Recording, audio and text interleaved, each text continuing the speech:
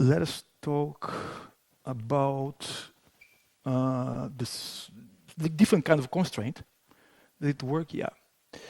I'd like to talk a little bit about electrolysis, more specifically about the Hall-Héroult process. But I try to keep the presentation general, so I explain more or less what are the ingredients of the model and of the databases in order to be able to simulate electrolysis in general. Let's keep it like that. Yeah. So to build the scenario step by step, I will say a few words about basics of electrochemistry. Then I will do a first calculation by using the so-called reaction module. For this calculation, I don't really need the so-called virtual system components. Then I will perform a calculation at first involving only stoichiometric condensed substances and using virtual system components that Moritz introduced. And then we go to the most real case, which would be taking into account solution phases. At the end, I will tell a little bit about what is still missing, what you could consider next, like perspective of things that you could do next. Let's go. So, very simple example to start with. Let us suppose that you have a aqueous solution of CuSO4, 2 electrodes. One is consists of impure copper, the other one is supposedly a pure copper, so it will be formed as pure copper. And if you impose the right voltage to this situation, basically what will happen is that at the anode here, on that side, the copper will get dissolved and form Cu+2 ions, and at the cathode, the copper +2 will be deposited as copper metallic on that side. So, and if you adjust the right voltage, then you can refine the copper, produce from impure copper, you can produce pure copper, so to say. Yeah. The general equation that we will be using the whole time here in the presentation will be the Nernst equation that relates delta G for the whole cell to the electromotive force E, which can also be understood as the voltage. So delta G equal to minus N. N is the number of electrons moving from the anode to the cathode, times the Faraday constant, the charge in coulombs of 1 mole of electrons, and E is the voltage, as I have mentioned before. So for a general reaction AX, leading to the formation of A plus X, we have the very unknown equation delta G equal to delta G0 plus RT log of the equilibrium constant. It's the first the equation that we most use after the first and second law of thermodynamics, I would say.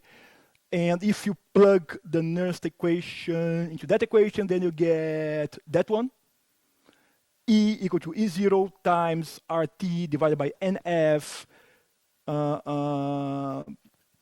times the log of the equilibrium constant.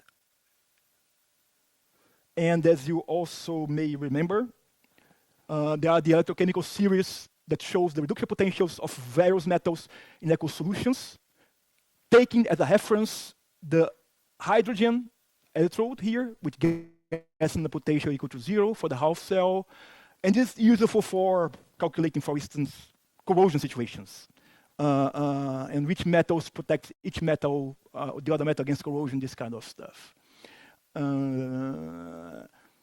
This is a very simple situation. The next situation that you'll be seeing will be for not a aqueous solution, will be a fused salt, because of the case of the Hall-Héroult process. And one important remark is that the charge carrier here in the electrolyte may be an ion of a certain element, and the element deposited at the cathode may be the element, may correspond to a completely different metal, completely different element. So there may be a reaction in between the electrolyte, and the electrode. So next one. Oh, I was thinking, okay, what are the possible applications of electrochemistry? I wrote something from my mind, and then asked ChatGPT, okay, generate for me a word salad with my applications plus everything that you can conceive. And then there is a lot you can see, a lot of applications related to electrochemistry. Also, I mean, in the context of the present societal problems that we have, reduction of CO2 emissions and so on. Our focus now here is metal production through electrolysis, but of course there are a series of things that you can do with electrochemistry. So next one. Okay. Our system is that one, the Hall-Héroult cell. The configuration is a little bit different from the usual one that you have from the lab, for instance. The anode is really here, and the cathode is at the bottom.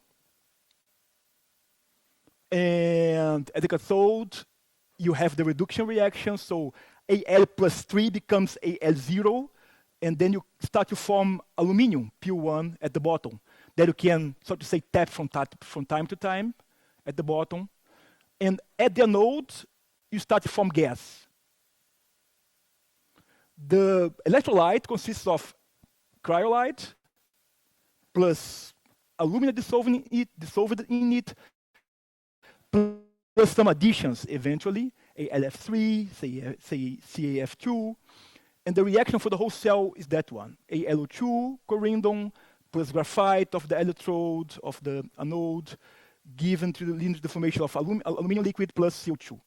I mean, the reaction at the cells, at the two half cells, is a little bit different, a little bit more complicated. Al plus 3 becomes aluminium here at the cathode, but oxygen minus 2 anions migrate to the anode, donate electrons, become O2, and this O2 reacts with the graphite and forms CO or CO2. So it's a little bit more complicated than the reaction here tells us, but just to clarify it. If I write the Nernst equation for that situation here, I get this equation. And then we do some simplification at first. We say, okay, CO2 to form must form against the atmospheric pressure, so I assume that this pressure is equal to 1. I assume that aluminum will form basically pure, so activity is equal to 1. And then at the end, I get this number here, this RT log of equilibrium constant will be 0, because I have log of 1 here. And then will be equal to E0, and I can do this calculation in FactSage with the reaction module, and I get that number.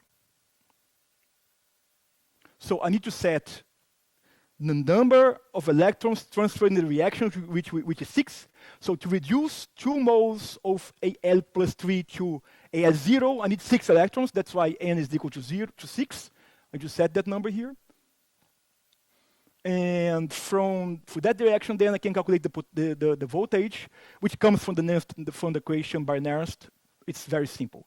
But pay attention to one detail. This is really a minimum voltage necessary to make the reaction go to the right. So I would say that in practice, the voltage should be higher than that. This is a minimum one. Okay. Now we do the same calculation by using the virtual system components.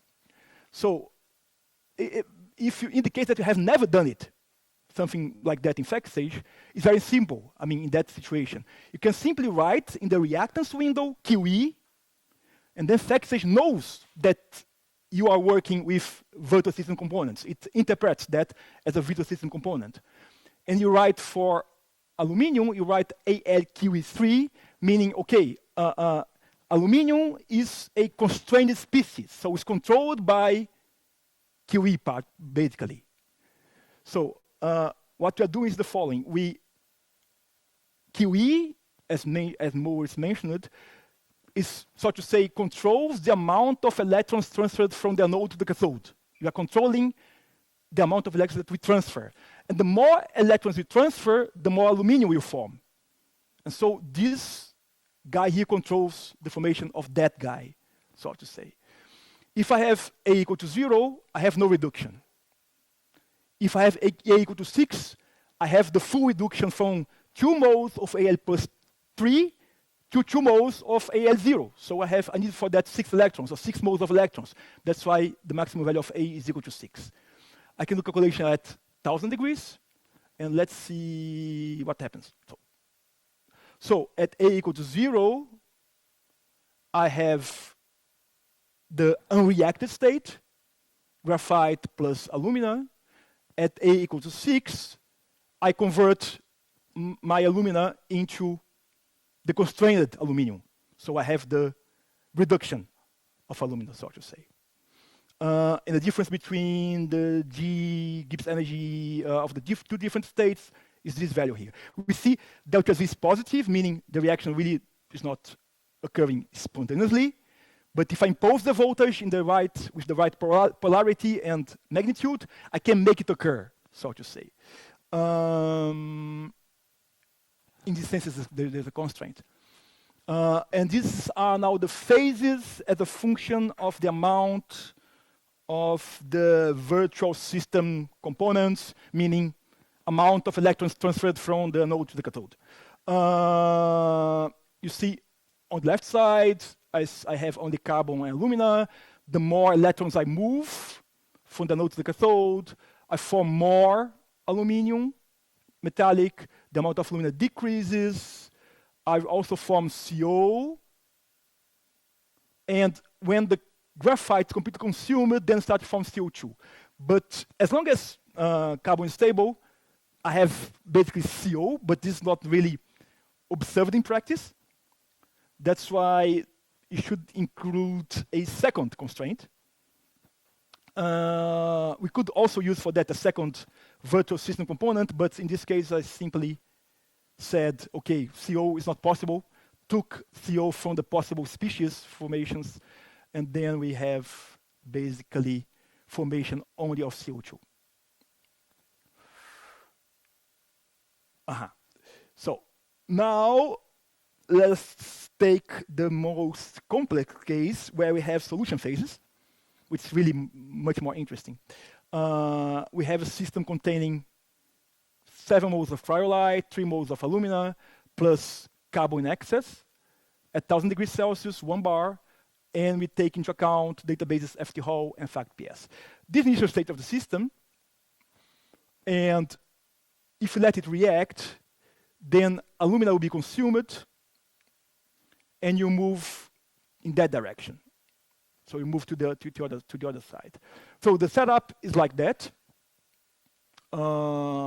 We create the system with the Q species, and you need for that a special selection of species in the liquid phase, liquid melt phase, which involves 1 neutron aluminium end member and 1 sodium metallic end member.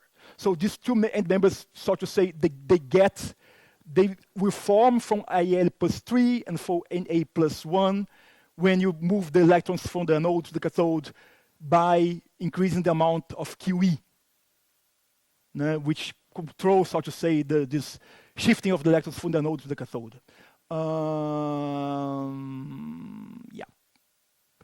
And when you do so, by increasing the amount of QE, in the sense, represented by alpha here, what happens is the following. At first, we consume the whole alumina, so we go away from the region where you have alumina plus the salt melt to a homogeneous single salt solution in molten state. But you keep on consuming the alumina, which is now dissolved in the bath, and eventually you start to crystallize solid cryolite here.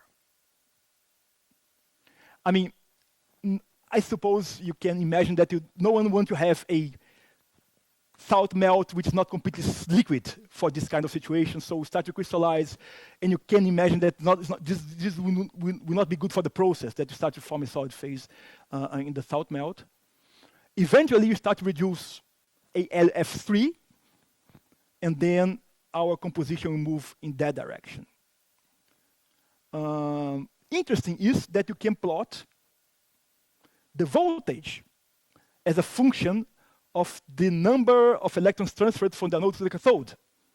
So you can calculate the voltage as a function of that alpha.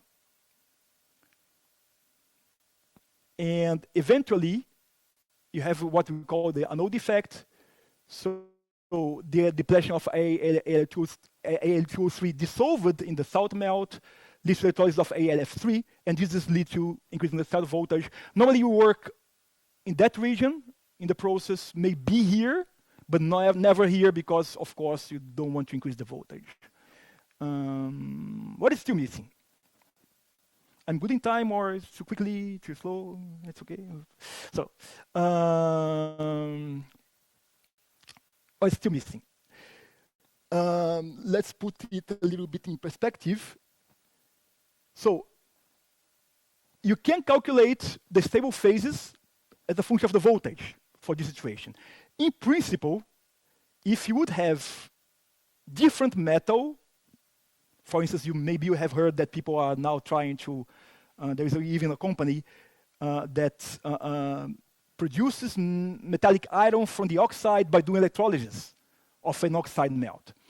In principle, you can do it for many different metals, and you can simulate it also in FactSage as long as you have the right database with the right species containing electric charge carriers in the solution melt. And by using this kind of modeling, you can sort of say, determine the thermodynamic feasibility of the process. If you can do electrolysis or not for a certain combination of electrolyte, electrodes, and by adjusting the voltage in the right way, so to say. But there is maybe something that we could do a little bit more. So we are interested also in things like, what's the electric current? How much power we need? How much of aluminum we form per unit time? How much feed material you need to put in the system to, so to say, compensate for the consumption of alumina? What happens when you change the voltage to value A from value A to value B? What happens with the phases and with the system, this kind of stuff? These are questions that, I mean, you can answer that by using thermodynamics, but not only thermodynamics, I suppose. And a first approach would be, for instance, you write the voltage of the cell is the voltage that comes from FactSage or from thermodynamics in general, plus the losses that we have due to the resistance of the electrolyte, resistance of the leads, and an over voltage. For instance, if you start to form a gas phase at an electrode, the gas film will disturb the process, and then you need kind of over voltage to overcome this. And to do further modeling, then maybe you should go from FactSage to ChemUp. I tried to take the second example. I used the AQ2Pi, and then you see, voila. Automatically, when you use AQ2Pi, you generate the Python file, and you see there the species, the virtual species with virtual elements, they appear automatically. So AQ2Pi is able to really generate the CST from the CST file and so on, generate all the setup that you need to do the calculations in ChemUp for Python. Yeah, this is the loop who does the calculation like it was shown in FactSage, but now in ChemUp for Python. And these are the results that are exactly the same that you have seen in ChemUp for Python, in FactSage, but now in ChemUp for Python. But now that you have the model in ChemUp for Python, you can really do much more, including develop on the base of thermodynamics a model that contains other ingredients beyond thermodynamics, I would say. So, final considerations. FactSage in combination with EQ elements can provide valuable insights concerning both traditional and new electrolysis processes for metal extraction. We could also use for recycling, I suppose, to stimulate the recycling of materials by using electrolysis. And if you want to do high throughput calculations or develop process models, I would rather recommend to use SchemApp for an appropriate platform. Thank you very much for attention. So.